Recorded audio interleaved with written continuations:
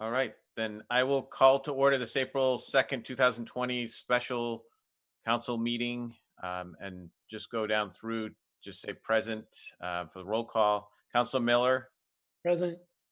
Councilor Kaplan, Present. Councilor Blanchett, Present. Councilor Moore, Here, present. Councilor Grindle, Present. and Councilor Phillips. Present. And I'm Councilor Hamilton. So first item on the agenda, and I guess before we start, I just make a general statement. I know that there are individuals watching us on Facebook and on the cable station. We've set it up so that if you have a comment, you can send an email to me at dhamilton@ellsworthmaine.gov. I'll be monitoring that and trying to take your input and bring it into this meeting, given the unique nature of this. So we are trying to take public input during this meeting as well. So please feel free to do that. So with that, the first item, council order number 0. All right, first technical glitch here.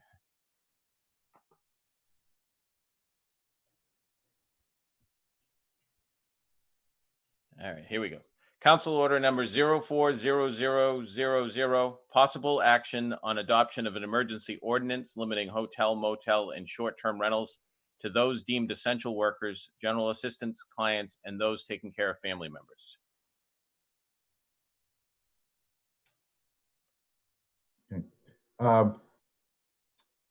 Councilor Kaplan did up a background sheet regarding the issue, which I know many of you are aware of in terms of non-state visitors to not just Ellsworth, but to Hancock County and to Maine.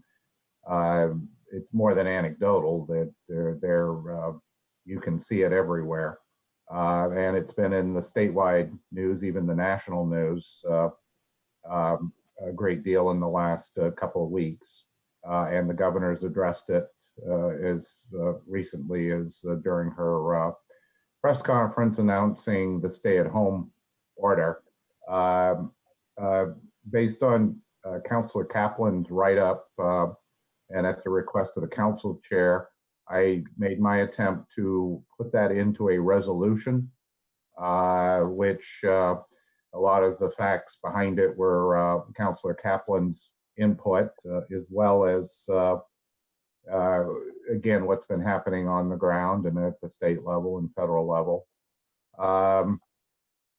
On Monday night, the Bar Harbor Council met and voted by a 4-3 margin to restrict short-term rentals in that community, including hotels, B&Bs, Airbnb, and seasonal dwellings, and restrict it to local caregivers and for local needs.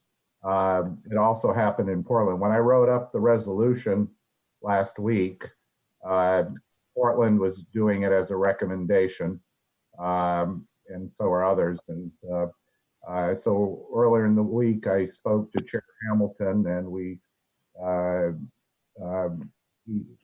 discussed having a second option for you, which would be a similar document, but this one being in the form of an ordinance that had fines and was enforceable. That's not to say that we're pushing one over the other. It's just two different options. I mean, you have the option of doing a resolution, you have the option of doing an ordinance or any modification of these, or do nothing at all. But given what's happened over the last week, at least wanted to put that on the table. I suggested that Chief Mosier and Code Enforcement Officer Dwight Tilton be on the call tonight because they're the ones that would be dealing with any enforcing actions. And of course, it's difficult times right now. A lot of it's focusing just on our own business. It's not as if they're looking to have to weigh in this kind of way, but it's it's certainly, like I say, it's much more than anecdotal. So those are your options, and Council Chair felt that this could be a point of discussion, and based on your guidance and your actions, we'll take it in whatever direction you would like. So councilors.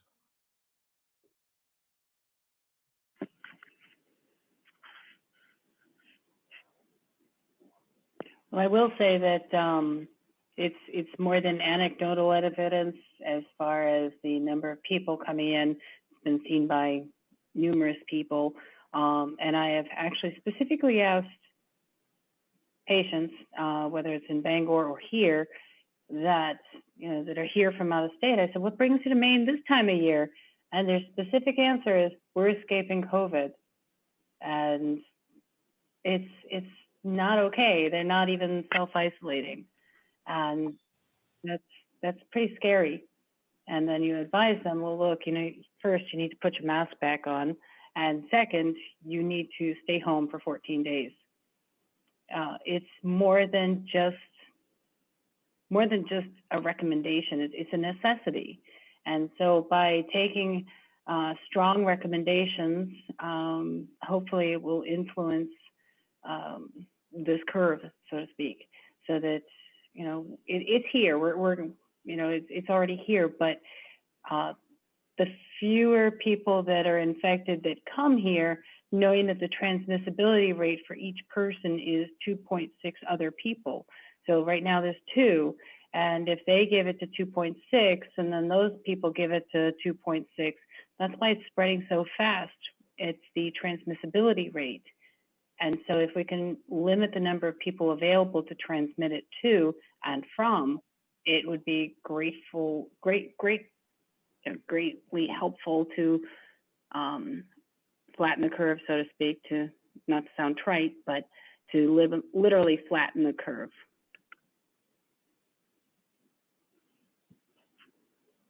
And how would that be enforced? Well, therein lies the question. There's more than just the governor's resolution.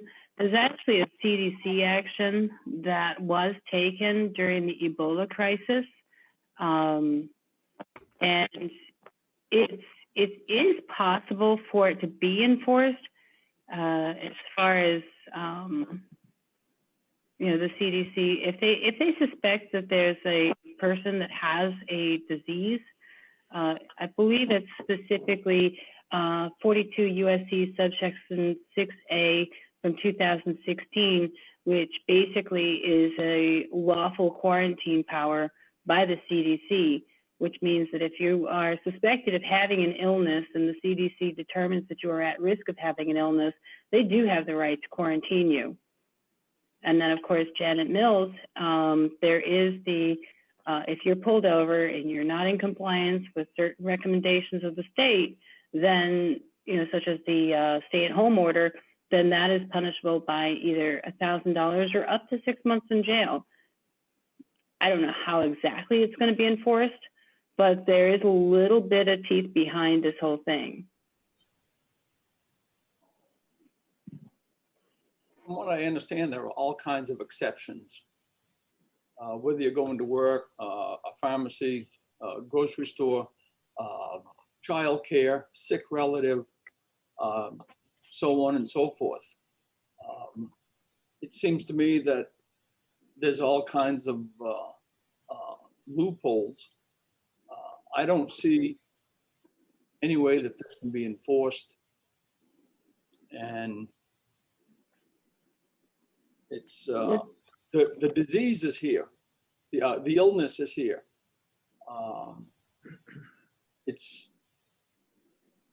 There's no question about that. I don't see where this is going to stop it. It's not as if people have to report in when they cross the bridge in Kittery. How would we know? Well, that's a good question. Pretty much if you see people that are booking hotel rooms and they're newly booking the hotel rooms, The question is, can we mandate them to be self-quarantined? We can't stop them from coming over the border. That in itself is unconstitutional. However, under the Public Health Services Act in 2016, back when they had the Ebola crisis, if you recall, there was a nurse that was mandated to be quarantined for a certain period of time, and that is enforceable by the CDC. Basically, there's a question to the lawfulness of quarantine powers, and it was found by the U.S. Supreme Court that in effect, the CDC does have quarantine powers and states have the right to enforce those quarantine powers. So if you find a person who's got New York plates that just checked into the Hotel 6 and, you know, they're newly there, the hotel should advise that person that they may be under quarantine. Whether we can enforce that or not ourselves is hard to say, but the CDC and the law enforcement can enforce that based on the Health Services Act, the Public Health Services Act of 2016, which was thought to be dormant up until 2017. But it's been revisited as early as 2017. So just to respond to a comment to clarify, we're not saying as a city that we would have any authority to quarantine. What Councilor Kaplan's talking about is what the CDC and the state have the authority to do. The resolution or the ordinance does not give us that authority to quarantine anybody. Exactly.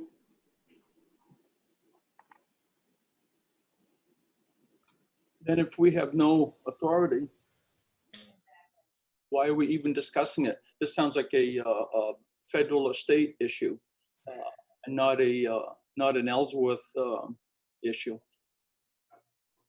So I would just say that I think prior to this week, when the governor issued her new order, the stay at home with the other provisions in it, it certainly started to address some of the concerns that we've had some discussions about in the community, certainly discussed in terms of trying to prevent the spread of the virus. And we know that scientific fact in terms of social or physical distancing and those kinds of things. So initially, when this was put together, this was prior to the governor's order. And as far as a resolution is concerned, you know, resolutions, whether they can be enforced or not, I think there's some positive elements of it, of being able to just convey a message to the community that this is serious, that the government's looking at it, the local government, to put out some recommendations about how we should all be responding in the community to really address this public health threat. So I agree. I'm not sure that an ordinance is the right direction. I'm more in line with the resolution. And I would also add that I'm more in line with the resolution that looks at it through the end of April. There's a lot of time will go by. I think we need to be clear in timeframes. I did have a discussion with a local campground owner, and he raised some very good points in terms of where they have some business coming in May with bookings already. And so for us to get too far ahead of the cycle of this, I think could jeopardize businesses. But I think consistent with where the governor has gone, it just conveys a strong message to the community that this is serious, and we want to take every precaution to ensure that our residents are safe, and not miss the point either that we don't want this to spike to the level where the local hospitals are unable to care for the people who are getting sick. And this is a step of just that, for me, informing the community and really making a strong statement. So that's how I look at it in terms of what's on the table.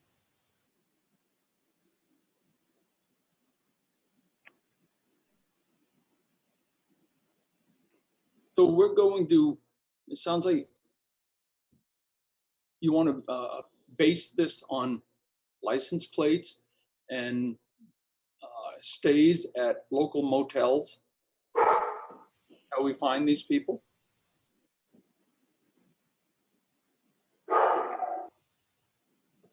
So when a resident, let's say who's in the military, comes home for a week, a month, whatever, and rents a car because he has an out-of-state license plate, or when an adult child comes home to take, comes to Maine to take care of a sick parent, we're going to start asking them questions. No, I Well, think I you're think, you I'm jump sorry. into the just clarification. So you're jumping to the other resolution in terms of 04001 talking about non-residents. This one is dealing with the hotels and things like that, short-term rentals. And I think part of the problem is people have to understand that, you know, right now, the CDC nationwide says, stay where you are, self-quarantine for 14 days. Whether you're in Arizona, New York City, or Ellsworth, Maine, the order is to stay where you are, not where you want to be. Sure, everybody wants to be here. I mean, it's beautiful. It's a wonderful place to be. But we're in the midst of a global pandemic, and staying where you are will limit the transmissibility of this disease. When it's all over, we welcome everybody. But until this thing has passed, lives are at stake. And yes, you know, your children might want to come from California to take care of you during this. But when they pass through airports or they pass through rest stops to get here, they're putting the people that they want to care for at risk. It's not safe right now. Just, you know, take a few weeks, flatten the curve, let this thing pass, and then we open for business.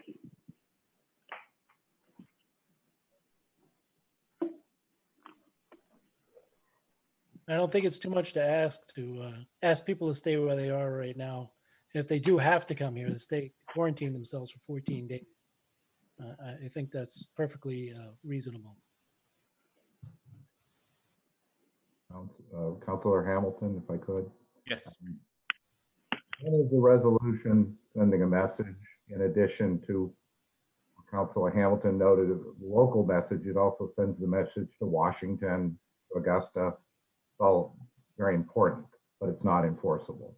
The second option, the ordinance, is a restriction on short-term rentals, other than there's a series of exclusions, but they center around if you're, you know, have to quarantine, and you have to leave your house, or if you're an essential worker or contracted to an essential business, if you're a general assistance client and our general assistance coordinator needs to place you. They're all practical things that, you know, supporting ongoing essential activities. And it would involve potentially fines of $100 up to $2,500, as our attorneys have constructed it, to those people renting outside of those excluded areas. I would defer to Chief Mosier and our code enforcement officer in terms of the practicality of enforcing that. Anybody wants to just start picking out of state license plates, because as I think we saw on the news the other day, a lot of rental cars, that people are getting rental cars locally without a state plate. So, you know, but nonetheless, those are the two options.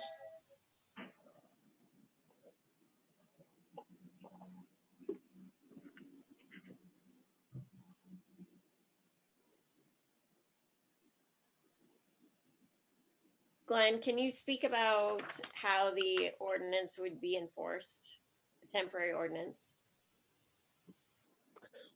Well, I can certainly address what I have for ideas as to how we would enforce it. I think our first and most important role to play would be as an educational component, much like we're doing with the governor's emergency order, and the components of enforcement of that, as far as the stay-at-home order and the essential employee, only one person in the vehicle except for immediate family. All of those components that are at face value are very good ideas, but at the same time, when you try to apply enforcement to those concepts, it becomes much more difficult.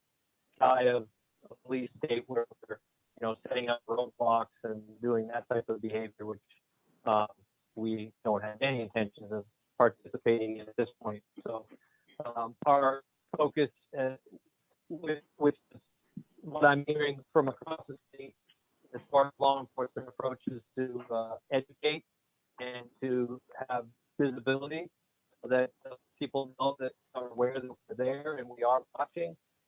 We've been going around to all local businesses and checking up with them to ensure that they have plans to monitor the number of people inside the businesses, and plans for outside area for staging for people to wait to get into the business. So we're taking that approach, and I think with this type of, if we went with if the city decided to do an ordinance, I think that would be our first approach, would be to contact businesses that we're discussing here, the short-term hotels, motels, Airbnbs, and those alike, and discuss the ordinance with them, explain to them what the basic principles of the ordinance are and what the intentions of the ordinance are, and try and hope to achieve voluntary compliance from those businesses. And then in the event that we were contacted with information that there was a violation, then we would seek out and investigate those potential violations and handle those accordingly. So, our general approach to this whole governor's order is to is very similar. We're not going to be out there seeking out and trying to identify violators, but when we're presented with information that somebody blatantly violates the governor's order, or in this case a city ordinance, even a temporary one, then we would investigate and take the appropriate action based on what we are able to uncover through our investigation.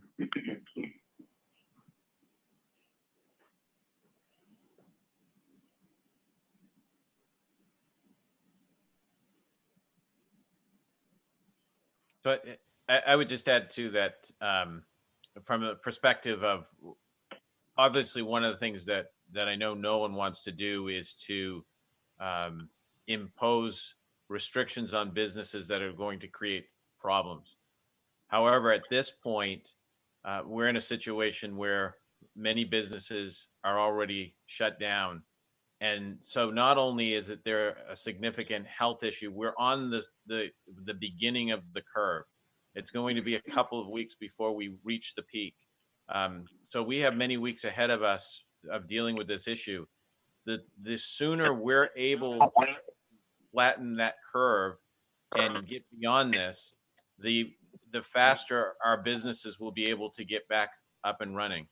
And taking prudent steps along that way, sometimes the short-term pain resolves that quicker. And so in terms of this particular, I'm going to call it a resolution at this point, it's to give some direction and guidance to the lodging businesses, to help the city and the country deal with this issue in a way that protects the community's health, and at the same time moves us quicker to the resolution of this issue.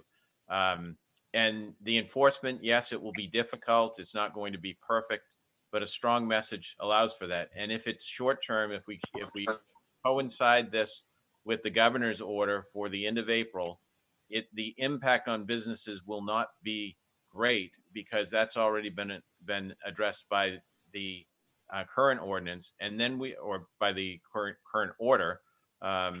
And then we have an opportunity to see where the situation stands as we get closer to the end of the month. I think to do nothing, to say nothing as a council, isn't the right direction. I think we need to send a message that we want to support and protect the health of our citizens, and having this kind of resolution is that type of statement or ordinance, whichever direction we go. So I think we should do something. I think it should be limited, but I think it accomplishes all the goals of supporting businesses to get back in operation. And we certainly want to welcome all visitors to our area this summer. We want them to come here. People are going to want to get out, and this is going to be a great place to be this summer. But at this point, during the month of April, it's not the place to be. Stay home and shelter wherever you live, whether that's Portland, Maine, New York City. It doesn't matter at this point. We're all better off if we follow that directive and guidance, and sending a message, I think, is just the right thing to do.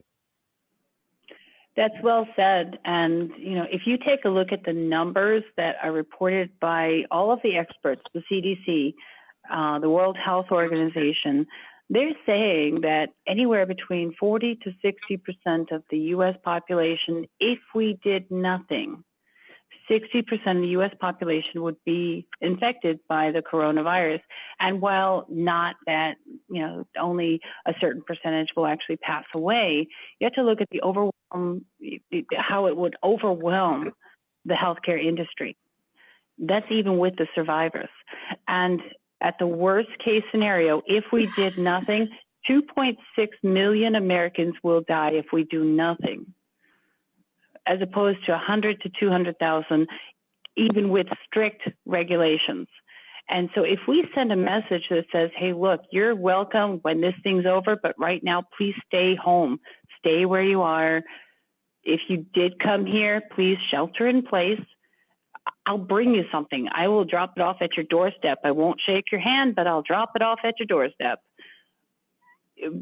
Irregardless, flattening that curve is the difference between 100 and 200,000 Americans dying and 2.6 million Americans dying.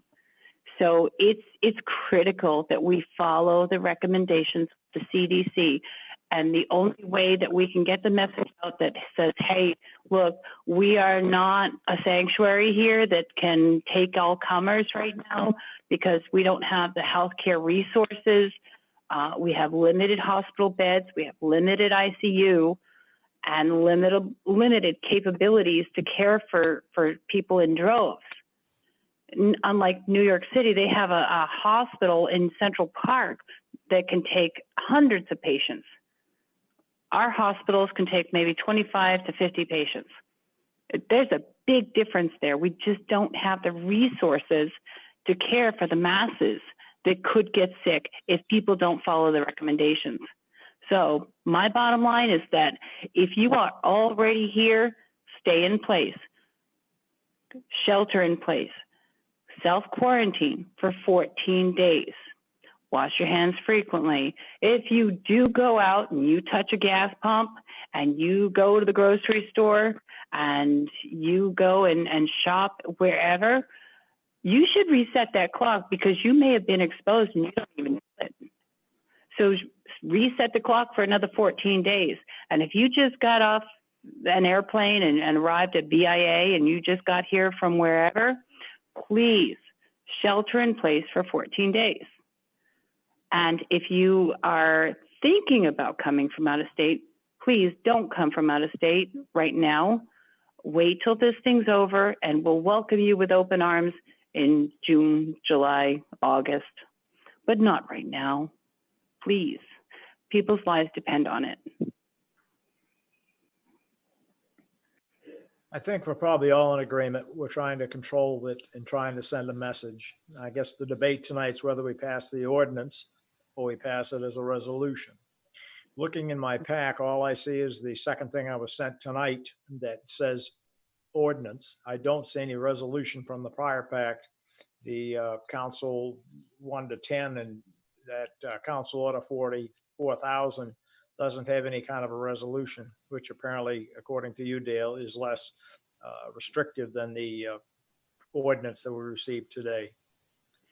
As we can sit here and debate this, but I think probably the majority of this council would like to make a statement and to say one way or another, yes, please stay home. Yes, please be socially responsible. Let's try and control this. We're not trying to invite everybody here so we can all suffer.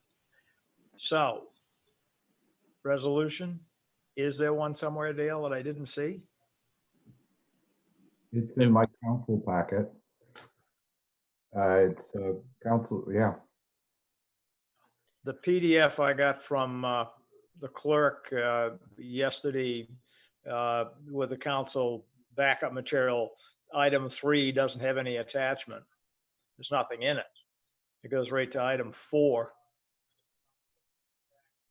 So I'm just saying, I never saw what I'm saying is I never saw the resolution only. Item I sent is the it this resolution afternoon. that we're talking about. We're on item 3, correct? Which is you should have the resolution initially to it or the initial email. Yes, the 3, so the ordinance was sent around today. Correct. And previous to that, there was a draft. No, there wasn't. That was number 4. Okay. So number 4 had elements of number 3. That's the confusion. Sorry about that. So number 3 contains statements about 14-day quarantine and the non-residents. It didn't address the issue about the short-term rentals. That's where it was separated out. So there is not a resolution for item 3. Item 3 would be the ordinance. Thank you, Councilor Phillips. Okay, so which we received today. Correct. So I Thank you. Wait. They're kind of mixed together. There's elements of both. The resolution is a statement. The ordinance adds enforcement to it, adds some more teeth. So the ordinance, am I reading this right, says 60 days? Correct, but that is Council Hamilton. You can put whatever time limit you want to put on that, obviously. You want to have it go in tandem with the governor's order, you know, it could go to that date. And this was a question that was raised, wondering about in terms of how this order gets lifted if we don't set a time frame. So I think that answers the question, is that we definitely want and will have a timeline in there so that this will have a beginning point and it expires on the date that we select for the end point. On the ordinance, on the resolution, you're talking about a statement, so there wouldn't be any expiration on that. The email we received with the ordinance and it says effective date and termination, temporary ordinance shall take effect immediately upon passage by council. And then the temporary ordinance shall be repealed when the main governor terminates the current state of emergency. Right. So the date of the effective date would be today, and the repeal date would be when the governor lifts it. I think the 60 days was the definition of what short term is. I think that's the confusion. I think that they define short term as anything less than 60 days. Oh, the rental was less than, okay, Yeah. I got you. And so in terms of what we have in front of us is a draft of the ordinance. What we actually pass and any changes we want to make, that was to get something in front of the council. So we can alter those deadlines. They don't have to be what's in the current ordinance. And in fact, I would, as I've said earlier, I would advocate that we make this ordinance only valid for to the end of this month to be concurrent with the governor's order. And then if we need to revisit it, we can certainly do that at another time. The other thing that I would raise as a comment that came through is the consideration for those individuals.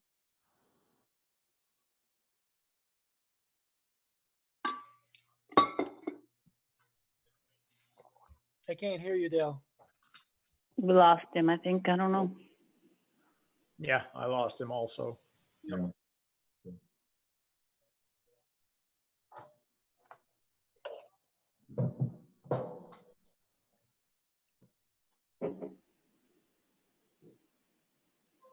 So councils, what do you want to do? Oh, we lost you, Dale.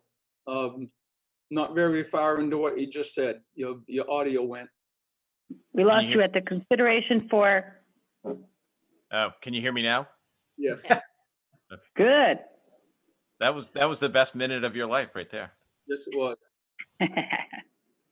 So I was just saying that I so in terms of where I don't know where you left it, but I would ask the one of the comments was about for individuals whose permanent residence are weekly rentals and they go week to week, that there's some consideration for that so that people who are currently living in motels on a weekly basis have that ability to remain and not lose their housing. Right. If that's where their mailing address is, you know, if somebody's living in a weekly motel and goes from city to city or state to state, I mean, there are those that do that. I think should be wherever their mailing or voting address is. Where do they register their car? Where do they actually live? And you're saying that is one thing, but construction workers is that considered essential where we've got people that have driven up here and then are working? I'm thinking of that medical building for one thing in High Street. Are those men here? And I think they're considered essential, and yet are they staying at one of those motels temporarily? They're considered essential, I'm pretty sure. That's what I thought. But if they're using that motel as a base, then that is basically their home. Yeah, I spoke to the attorneys today to make sure that language got in there, that like for the Jackson Laboratories of the world, which is obviously an essential facility, they have a whole range of contractors, vendors, others they're dealing with. So we wanted they were covered. That class was covered. If you read the language, it came back with, it says, excuse me, I don't have a printout of this. Like traveling nurses and traveling doctors, it might have a 90-day assignment. Right. There are a number of exceptions to this, and that is one. This is an interesting debate that I think part of this also falls back to enforcement and community policing. If it's looked into either by whoever it is, whether it be Dwight or whether it be some of Chief Mosher's crew, and they find that something like this is doing, then they certainly wouldn't need to try and prosecute. It's the ones that aren't doing that, they'd be up. So I think it's got to be a little bit of give and take there. You can try and craft this. We're kind of in the middle of something exciting, but you can't craft it and cover everything. We just have to rely on our people to make some common sense decisions when they are asked or have to review it. And I agree with Dale in the sense that we go through the month of April and then revisit it at the end of that month. But also, as John said, the implication is that we may have to tweak this thing if we pass it to make some clarifications. It's not going to be a perfect ordinance right off the bat. I think it's going to have to be a work in progress as we go to a certain extent. Perhaps a clause could be there where you empower the manager to make other exceptions that perhaps you can't foresee, you know, around not just essential, but you know, there may be things we're just not thinking of. And there's going to be many things that we aren't thinking of that would arise if this gets passed as an ordinance rather than a resolution. But one thing still, it just sticks in my craw, that has it really come down to this? Are we asking fellow Americans to stay the hell out of Ellsworth? Because if we are, it's a new day here in Ellsworth. And I don't want to look down the road 9, 10, 11 months from now when we have a hell of a blizzard going on and we need some out-of-state power crews in here. Those power crews, the people that work for them that we're asking to stay out now, next winter, may say the hell with us. Now they wanted me out last spring. I'm saying out now. I think what we're asking people is stay where they are, wherever they are. Yeah. So if they're in Massachusetts or they're in Connecticut or they're in Zimbabwe, for all we know, stay where you are. I It's understand. not stay out of Ellsworth. It's stay where you are right now. And please don't plan to come here in the next 21 days or so until we've gone and hit the peak. And then by having it wait until the governor's lifting of the state of emergency allows you to predict, is there a second wave? Will there be a second wave? Because right now we're just predicting the first wave. And the virus doesn't care where you're from. It cares, are you close enough for me to jump from one person to another? And the more people there are here, the more potential hosts. So stay where you are for now. That's all we're asking. We're not saying don't ever come to Ellsworth again. That would be ludicrous. That would kill our economy forever. We are looking at just let's let everything settle. Let's let this thing pass and let's save some lives. We're asking We aren't the only people who are debating this issue. I would guess that in all 50 states, similar conversations are going on, and people who, for one reason or another, would like to travel from one state to another understand what the ramifications are. So the worry about somebody who's being told they can't come in and be a worker in Maine, and then in November say, we're not going to come in and help you. I don't think that's going to play out, simply because this is a worldwide problem. And in the United States, we've got one of the most serious versions of this worldwide problem. So I think there has to be a lot of developing understanding in almost every household in the country. I If think you have one- one person come here that's sick and get into a hotel and infect half of the people in that hotel, our hospital's overrun. Thank you. And I think one of the things I heard earlier, I heard that New York they're 6 days out based on trajectory now, 6 days out from running out of ventilators. Yes. It wouldn't take a big spread in our community to have a worse scenario. And so I think it's just due diligence. We don't want to send the message that we don't want people here. It's the exact opposite. We want to get past this so that people can come here. We want this place to be available for the summer months. It won't be if we don't flatten the curve, we don't stay where we are. And I think it sends the opposite message. And quite honestly, I think most people, the vast majority of people are looking at this. Most states are adopting the stay in place ordinances as well. And I think we're all doing it. And I agree with Councilor Kaplan. Where we are in this country is far worse than any other country has experienced it. That says something, and I think we just need to take the kind of action to support what we're already doing. And I would say that this community has done an exceptional job of physical distancing and taking the recommendations seriously. And this is just further support to say to our residents, thank you for doing that. To our businesses who have closed their doors, thank you for doing that. And what we're doing is we're going to help you get back up and running as quickly as possible, because this action will help to move things faster while keeping people safe. Exactly. And the other thing is that, you have to understand that we could ship 1,000, 2,000, 10,000 ventilators to the city of Ellsworth. And you know what? We don't have the people skilled enough to run them. You could have all the ventilators you want, but if a person doesn't know how to operate a ventilator, or you don't have the intensivists to run it, I mean, if I'm working the ER, it's me, just me. And if I have 6, 7, 8 patients on a ventilator, I'm not going to know how to run all the ventilators without extra help. I need a respiratory therapist. Well, guess what? We have a few. And each hospital has limited professionals. It's more than protective equipment. It's more than just ventilators. It's the personnel. We don't have enough personnel if we get overrun like what happened in New York City or in Italy.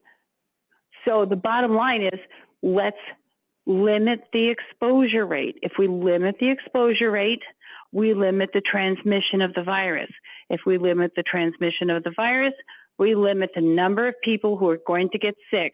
And then we limit the number of people who will be sick enough to require a ventilator, and then we will not overrun our healthcare resources. It's basic math. It's not rocket science. Mr. Chairman, we've got about an hour in this debate. I would say by the sound, it'll pass either as an ordinance or as a resolution. Would you like to have a motion so we can move ahead to a next subject? Yes, I would definitely entertain a motion. Mr. Chairman, I move we approve the temporary ordinance for the city of Ellsworth regarding short-term rentals and non-resident visitors during this outbreak, which was received today by email. Second. So we have a motion, we have a second. Further discussion? Mr. Chair, I did get a text from the head of the hospital. He wanted to know whether this covered healthcare workers, and I just wanted to say he's watching tonight, but absolutely that's written in there, healthcare workers or support. Yeah, essential workers are excluded. I would ask Councilor Phillips to entertain a friendly amendment of saying that we would change the language to have this expire at the end of April.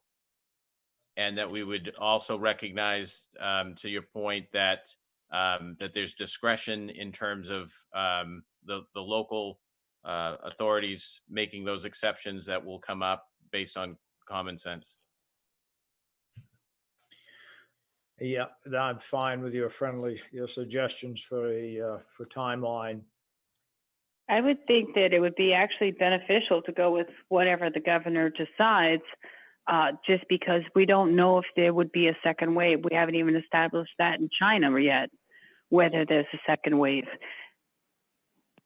If there becomes an issue, we can always reenact it, but this gives it a sunset and a point. And if things need to change, we can change it at a later date. So, Councilor Grindle, you second. Are you okay with that? Yes. Clarification, please. This is to pass it as an ordinance, correct? Correct. Towards the bottom of this ordinance, number 3, council recommendations. Non-residents are strongly encouraged. Owners of second seasonal homes are strongly encouraged. Isn't that more the language of a recommendation rather than an ordinance when you use the term strongly encouraged?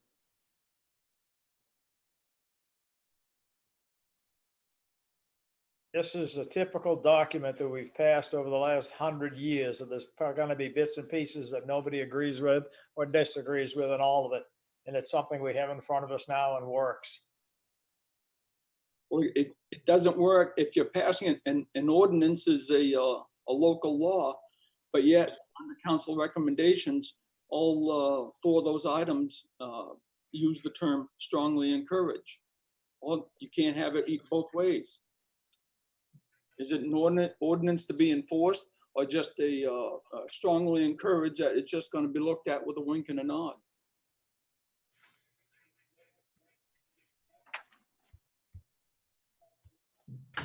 I think the enforcement part of it pertains primarily to the short-term rental restrictions.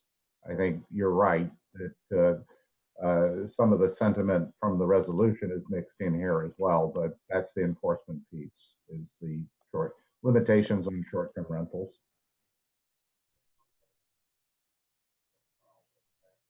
So when I read it, all of the council recommendations under this ordinance make the ordinance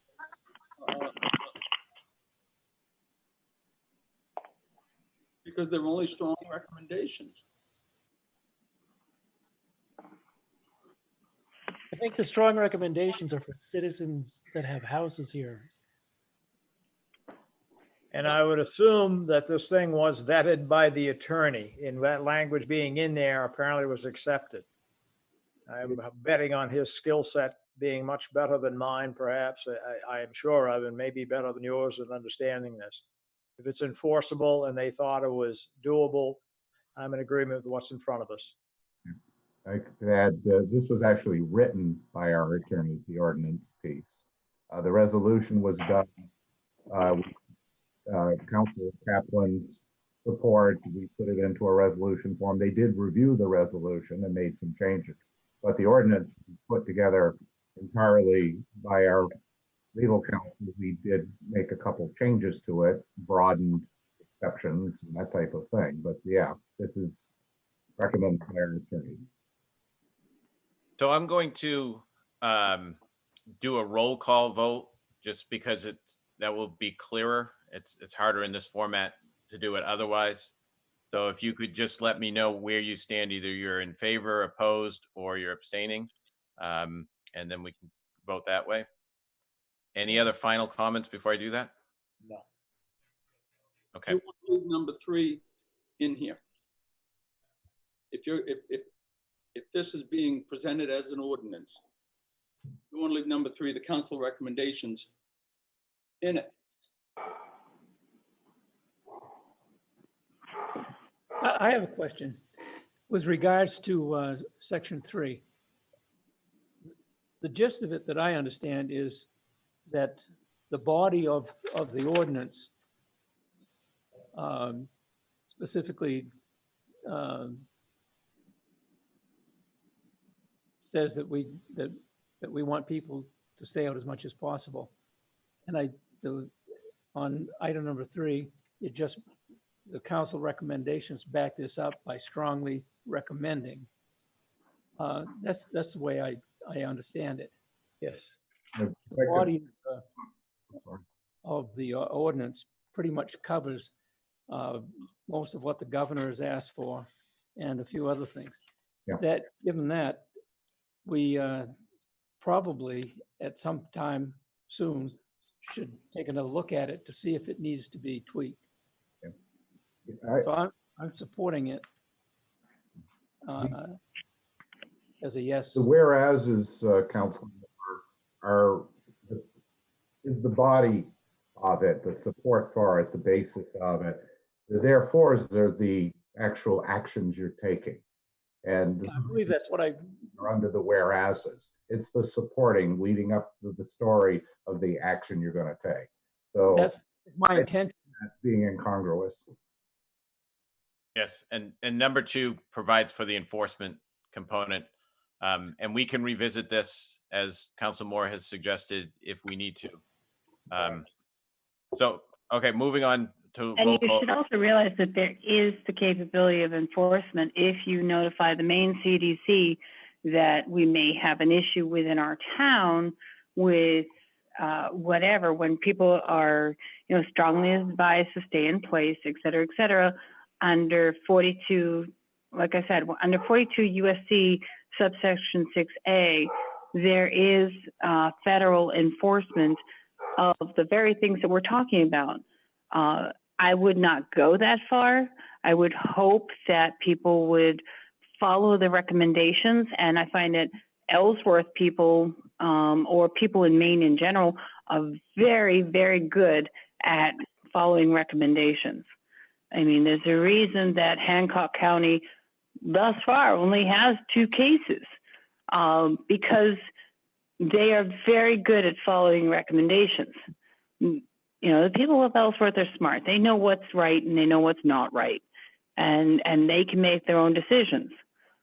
What they are worried about are other people who are panicking from away coming here and affecting our town. I mean, there's a reason that there's 7, now today 8 unknown counties in the statewide count. That's because unknown counties are out of state.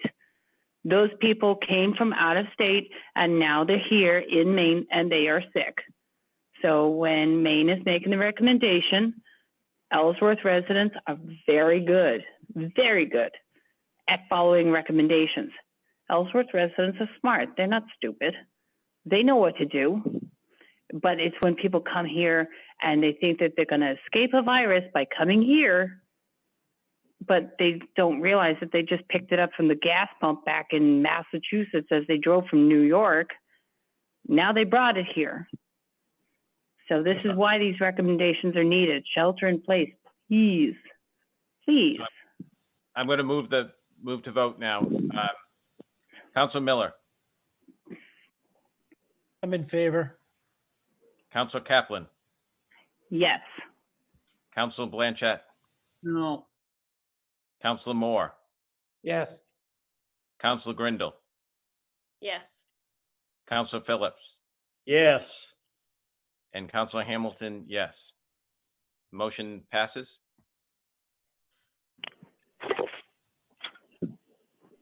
Item number 4, Council Order number 040001, possible action on adopting resolution of the Ellsworth City Council regarding non-resident visitors during coronavirus COVID-19 outbreak to protect public health and safety. Move to approve? We have a motion. Second. We have a second. Any discussion? Can you hang on just a second, please? Let me get back to. Absolutely. Okay,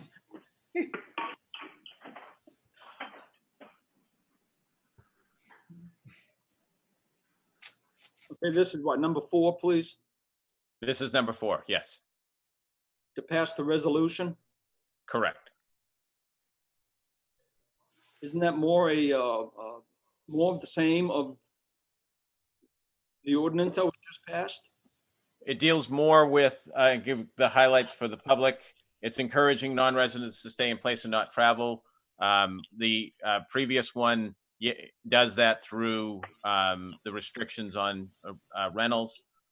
This also recommends visitors who have arrived in Maine to submit to a 14-day self-quarantine, recommends the duration of the prices of persons not advertising, encourage the use of short-term rentals, and strongly encourages Governor Mills to continue to do all within her powers to discourage visitors to the state, which she has done.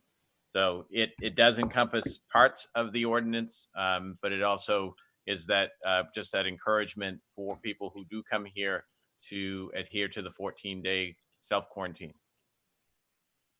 Thank you. You're welcome. So you have a motion, a second, more discussion? Hearing none, we'll take a vote. Council Miller, I'm in favor. Council Kaplan, Yes.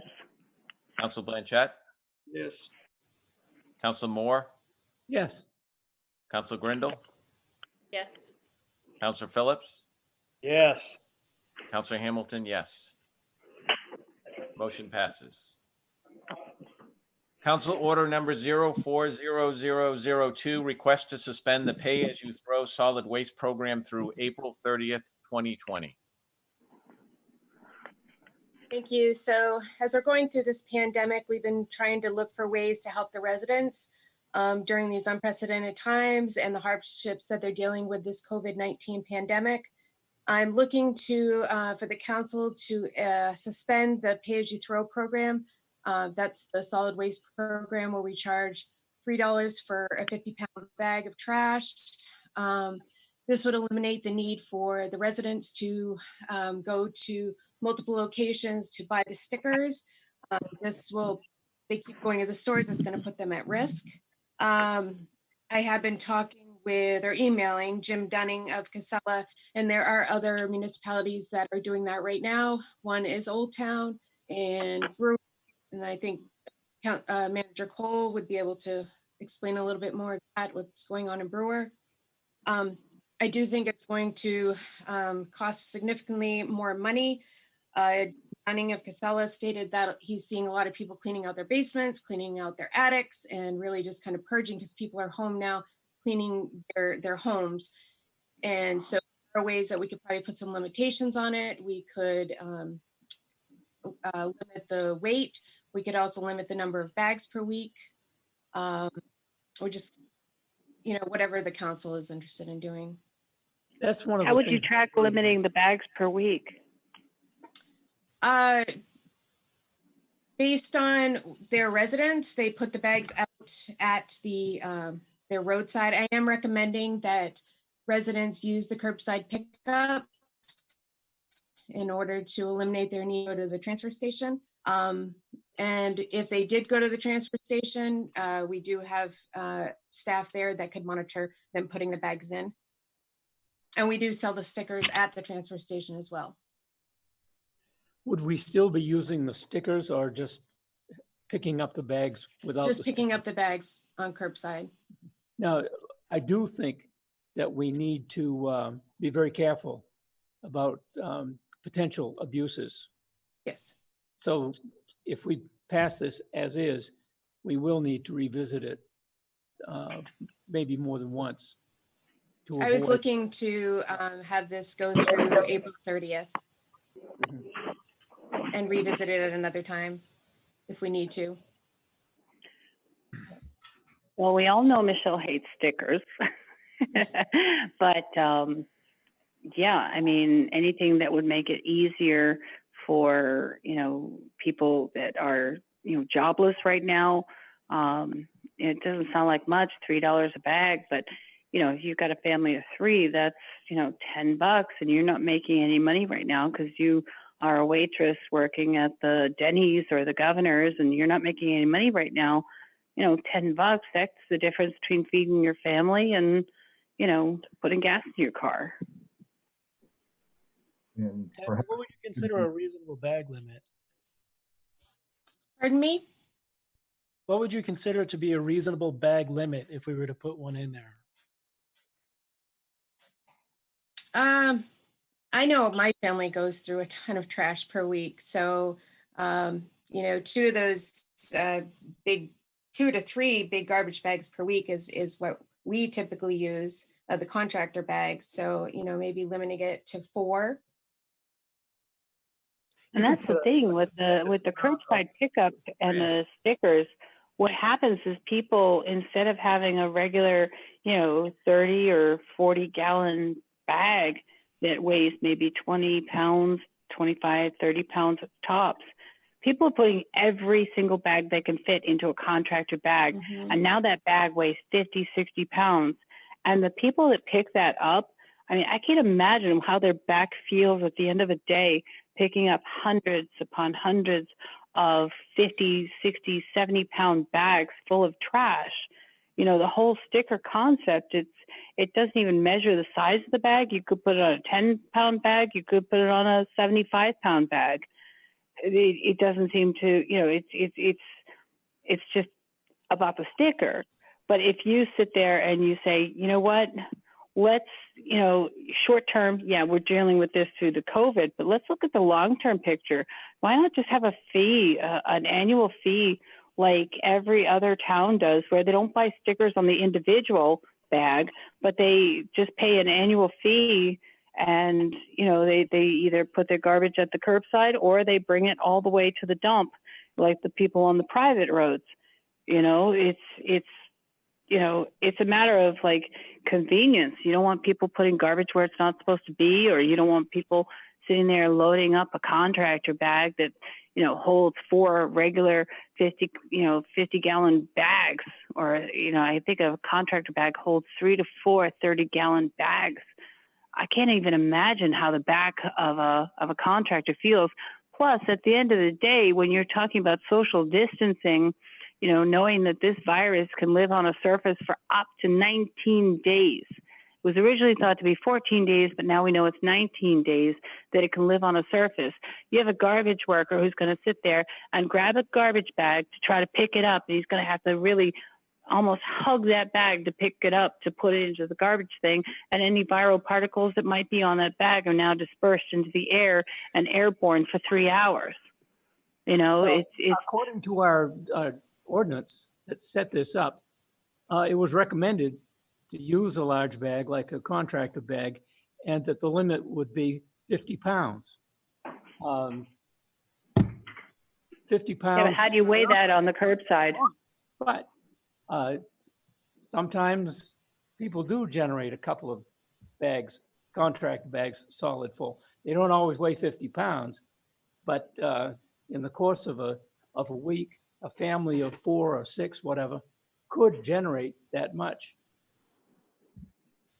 And you have to go with what our initial ordinance called for.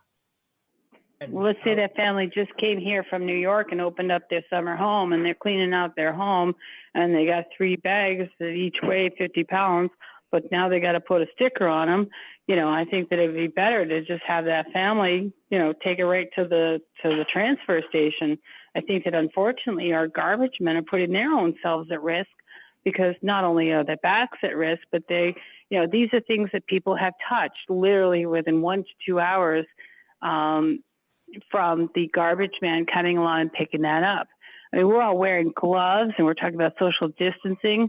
In the ER setting, you know, we don't touch any surface that somebody else may have touched without that surface being sanitized. Well, garbage bag's not sanitized. So, you know, and knowing that you could literally hit that garbage bag and aerosolize viral particles into the air and reinfect an individual. I mean, this is how this virus works. It's What not would you just, like to see done? yeah, I'm back sorry? in- back What would in you the- like to see done? Back in the dark ages when we started this ordinance, you would have thought the world was coming to an end. And in the early stages, we had the 50-pound limit on the bags. And generally, from what the contractor and the contractor since have told us, most of the time the bags aren't that heavy. Number one, they have no way of measuring them. And they're going to take what's beside the road. We can sit here and argue about amounts or whatever it is. I would also assume where we now cannot recycle anything, that the amount of trash going through the system is going to increase just because of the way life is. So for the 30 days or the 4 pickups, we might just as allow them to put out there whatever needs be and be done with it for a month, and then we'll address it at that point. I agree with you, Councilor Phillips. I think for me, it's straightforward in terms of this is about being able to. We don't want people out and about trying to purchase stickers, and we want to also at the same time. It's one way that we can reduce a little bit of costs, and every little bit makes a difference. I just think it's the right thing to do at this time for 30 days. And then we can revisit it if we find that you know we ended up with a massive amount of trash over. We can address that in the future if we wanted to continue it or not. But I would keep this straightforward, pass it on what it stands for in terms of supporting our residents, keeping them from traveling out, and giving them a little bit of a break on cost for a month. Yeah. Our This is one of those things that we can do to enhance the cost for everybody and to take care of our citizens. There's a lot of things we can't do during this, but this is something simple we can do to help. Our ordinance calls for household trash, and that doesn't include things like construction debris and so forth. Correct. Sofas and appliances. Paint. Everything will have to be in a bag, correct? Correct. And this is just for residents only. It would not include businesses.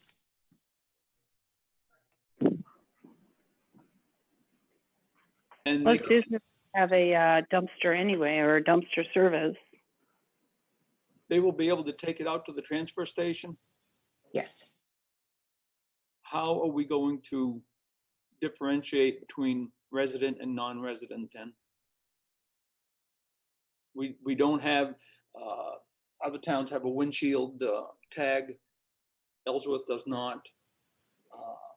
If we open this Pandora's box, how are we going to stop non-residents from just hauling, cleaning out their basement? And I don't think there's droves of people saying, you know, during the midst of a global pandemic, let me clean out my basement and take it to Ellsworth, Maine. I think that, you know, just let it ride. I think you have a great point. I think that We could have the staff checking licenses. You know, she is at the window. They're not going into the transfer station. They can go and just show that either their car registration, they can show their tax bill to show that they are a resident before they dump. And then again, in doing that, you're asking them to have more exposure and close contact with somebody that we're trying to avoid. I cannot Right. imagine, can't imagine it's gonna be a huge run on that dump. Let's try it, and in a week, if it's pure hell, then we can change it. Exactly. Is there a motion? Mr. A motion Chairman, to pass it. second. We have a motion. We have a second. More discussion. Well, are we going to add any language to it that everything must be in bags? I know my wife has an old swing set out here, a patio swing set she'd love to get rid of. And it's things like that that I don't want to see just taken out there and tossed by everyone and their brother, whether it's a resident or non-resident. I'd be, I'm for it, but I'd be happier if it was, that it would have to be in a garbage bag. I have a question for Tammy. Tammy, does the trash pickup crew have the authority to refuse something like a swing set? They do. So I think that's. It has to be in one thing. bags. When they pick it up, it has to be in bags when they do curbside pickup. There you So go. That's a pretty good safeguard. Yes. And so this motion, is it unlimited or is there going to be a limit on the number of bags? I would be in favor of I don't know, let's say, if you're going to use Yes, trash. but at the end of private roads, there's a number of people that kind of coagulate their garbage, you know, so because the garbage truck doesn't go down the private road, they go to the end of the private road. So how are you going to differentiate whose garbage is whose? Yeah. So just, you know, I would say as long as it's in a garbage bag, let it ride. You know, we're giving up a lot this year. We're all staying at home, and I don't think anybody's looking to scam the garbage company. So, you know what? As long as it's in a garbage bag and it doesn't weigh 2,000 pounds, let it ride. Let's just try to get through this thing together. I'll support it as it is. No limit. Take what's there. We don't need the crows spreading it around everybody else's house. Right. If there's a problem, we can come back to it. That's it. Calling for a vote, Mr. Chairman? Okay. I am calling for a vote. So Councilor Miller, I'm in favor. Councilor Kaplan, Yes. Councilor Blanchett, Yes. Councilor Moore, Yes. Councilor Grindle, Yes. Councilor Phillips, Yes. Councilor Hamilton, yes. Motion passes. Item 6, Council Order Number 040003, request to waive interest on any unpaid taxes, water, and sewer through April 30th, 2020. Move to approve. We have a motion. Second. We have a second. Discussion. The only tax angle of this is just on the second installment of the taxes. Is that correct? The installment that was due, I believe, March 12th or 13th. Correct. It'd be for any current taxes that were due March 12th or current water or sewer bills, just, waiving that interest through April 30th. So if someone didn't pay their tax, let's say last September, when the first installment, the interest on that would still be accruing. Is that correct? That's correct. It would be accrued up until that meeting that we had in March when we decided to extend it to March 31st. So we would go with that date. All It's right. intended to waive all interest I just want to make sure that this for wasn't. years.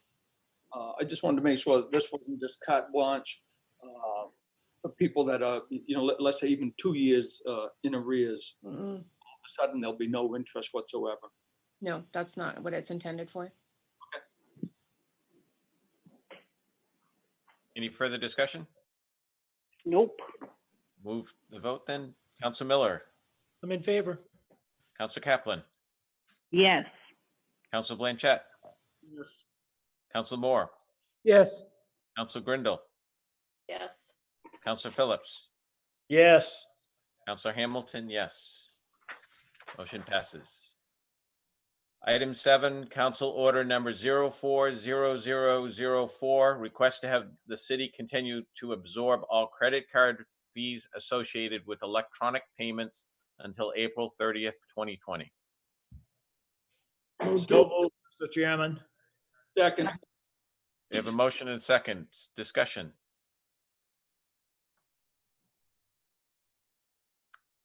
Hearing none. Move the vote. Council Miller, I'm in favor. Council Kaplan, Yes. Council Blanchett, Yes. Council Moore, Yes. Council Grindle, Yes. Council Phillips, Yes. Councilor Hamilton, yes. Motion passes. Item number 8, Council Order number 040005, request to waive foreclosure on unpaid sewer liens expiring on April 16th, 2020.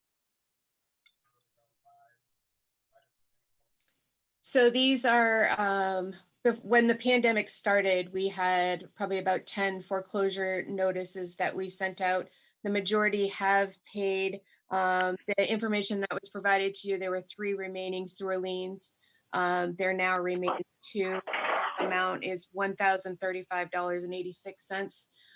This doesn't remove the debt that is owed. This just waives their foreclosure, so they will give them an opportunity to have longer to pay that bill. I'm sorry, what's the total amount of all of the arrears? Just the ones that went to foreclosure is $1,035. The remaining unpaid sewer liens. Sammy, I noticed one has a mailing address of Skowhegan. Is he a former resident, or what's the circumstances with that one? I believe it's an apartment rental. So that's an apartment building that he owns.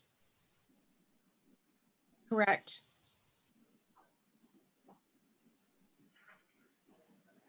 Wow, if it was an individual resident, I would have paid it for him, but if it's an apartment rental, I'm not gonna pay that. I was actually gonna be nice and pay it for him. So he wouldn't have any problems, but, an apartment rental, that means he's actually getting rent, possibly even Section 8. I don't know. And that these are liens from 2017, correct? No, the sewer lien was October 16th, 2018. But they were bills that were formed, if I read it correctly, in 2017. Somewhere I thought in the documentation that said these are liens from 20. Yeah, it'd be 18 months prior, wouldn't they? It is, it's, well,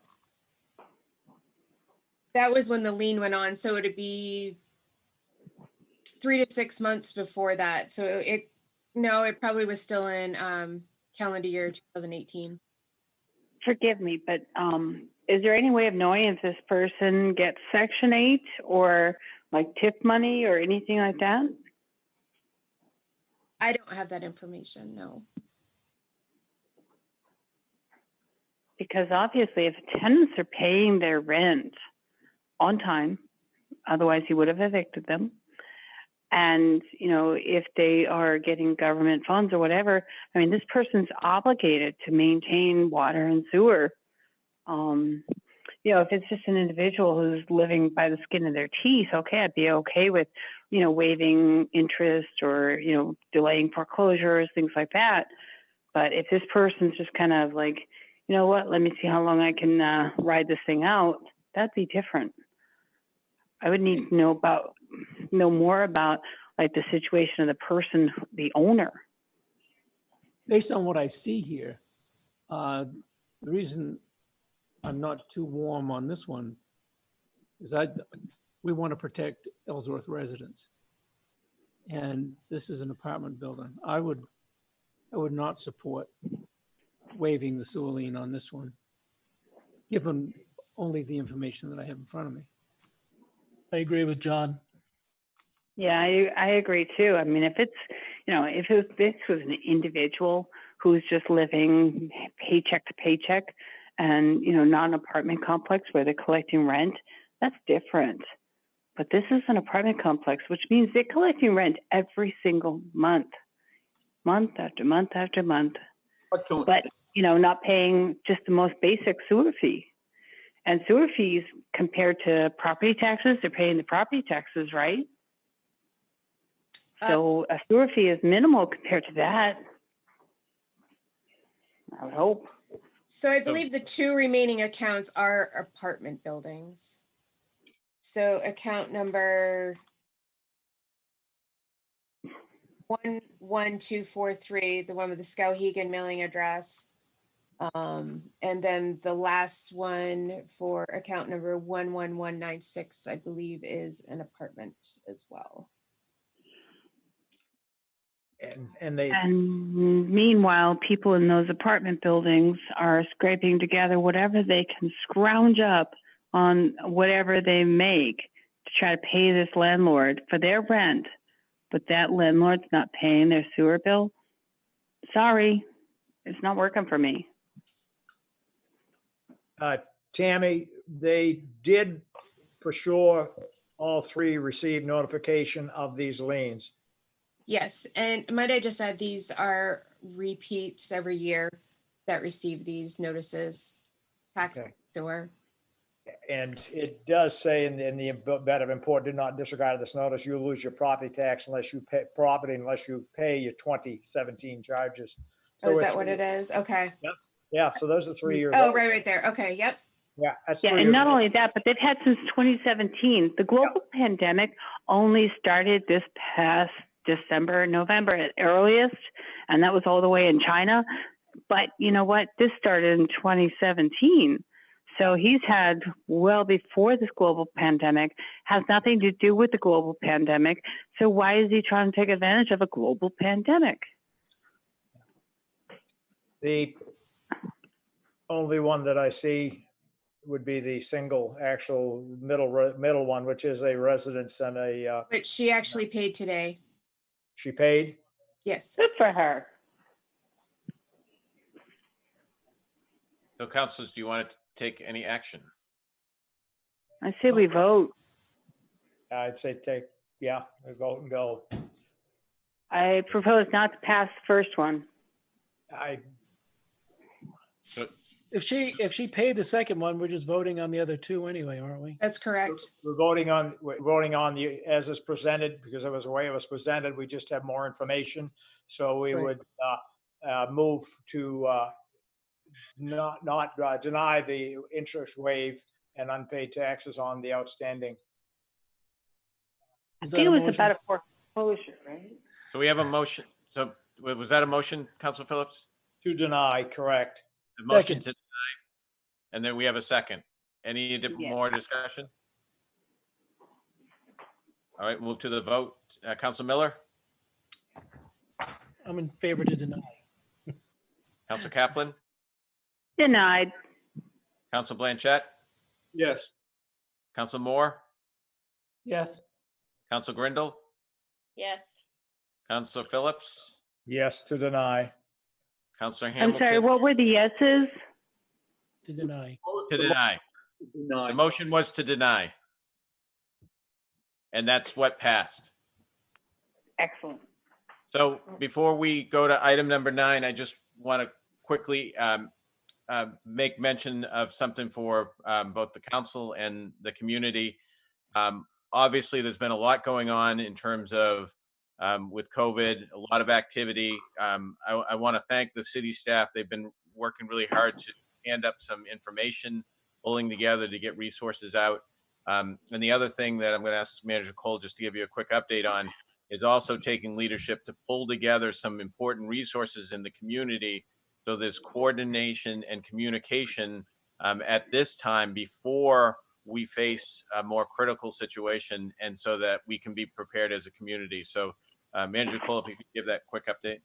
Sure. Matter of fact, today we began a series of weekly briefings with not only Northern Light Maine Coast Hospital, but the Northern Light Ambulance Service, Hancock County Emergency Management, and a representative of Maine CDC was on the line as well. The purpose is to coordinate as we head into this pandemic. And certainly as a city, we want to support the efforts of the healthcare community. It was a very good conversation today. There are a lot of takeaways from the meeting. We're probably most significant, we're taking an inventory of city facilities. Should they be needed for overflow? The hospital explained today they're cross-training their people. They, as you probably have already heard, canceled much of the elective surgery, cordoned off the wing. And we're going to work with them in that regard. But probably the most valuable thing we can do is get the information out into the community. Tammy, you took down the sites that they had promoted this morning. We can send it out on our website, on our Facebook page as well. And also Jana Richards is here today. She's heading up the staff team that's putting all that information out on our website and our Facebook site. For those in the public watching tonight, there is a wealth of information on there. It's being added to every day. Jana, what's the site? And it's just gone up, correct? Nope. So the site has been constant for almost 3 weeks now. It's ellsworthmaine.gov/COVID. Ellsworth, Maine is all spelled out. Again, it's ellsworthmaine.gov/COVID.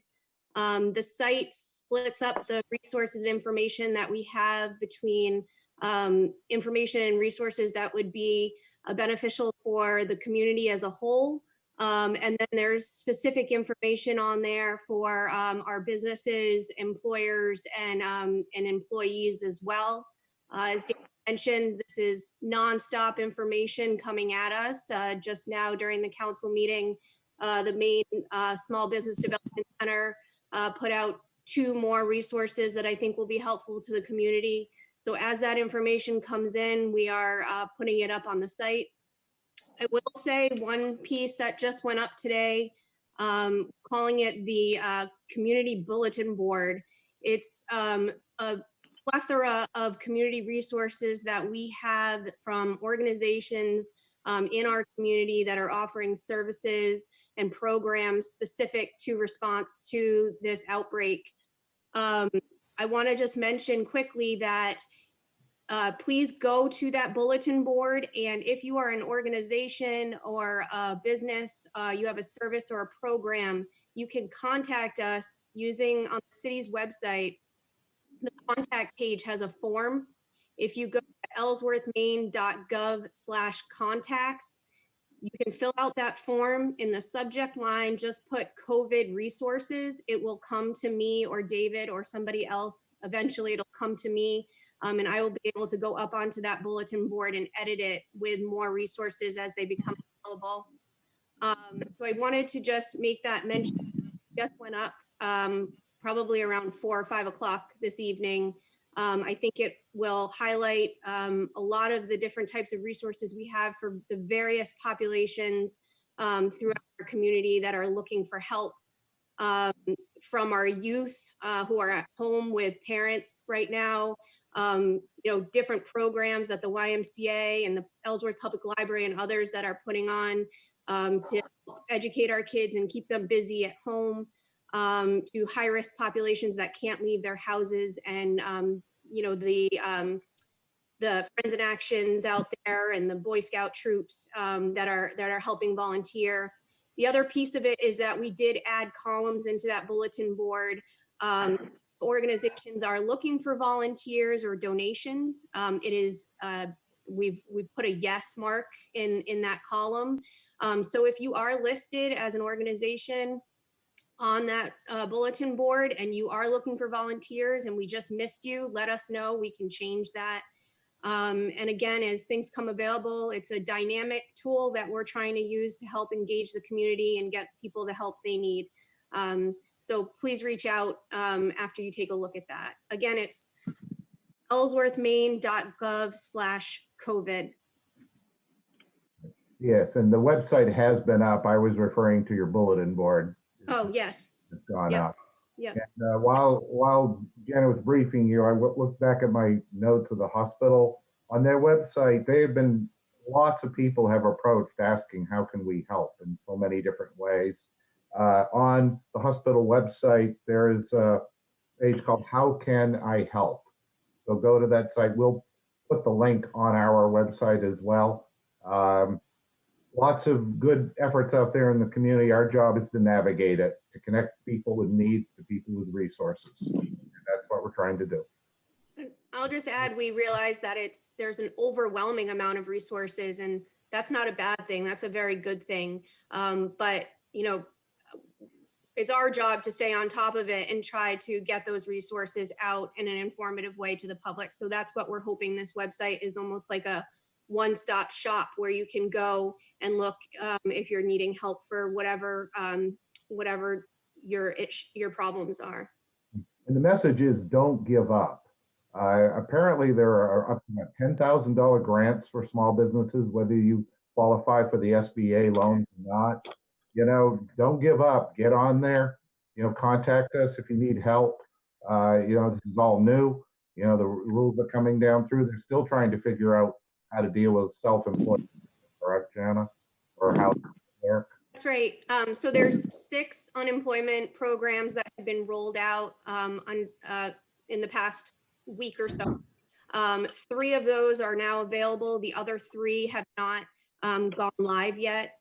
Like I said, keep checking back to that website.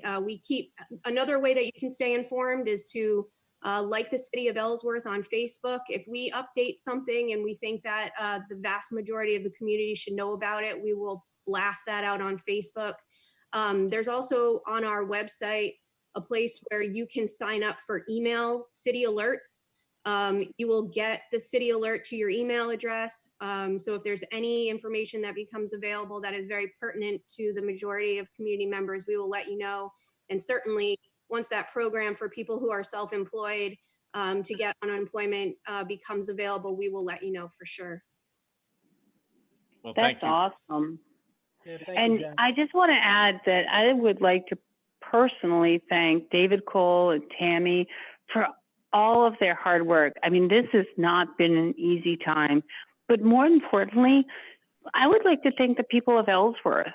I mean, I went to work yesterday morning and not a car on the road, not a single car, because people of Ellsworth, they know how important this is. And at the end of the day, we've beat nor'easters, we beat an ice storm, we beat a lot of things. There's a reason that there's the phrase Maine tough, because we are tough. We are tough people. We will beat this thing together if we all follow the directions and we all follow the recommendations. We're going to beat this thing. This thing will not whip us. We will whip it. We are tough people. We live in Maine, and we will work together. That's the beauty of Maine, is that neighbor helps neighbor. Community helps community.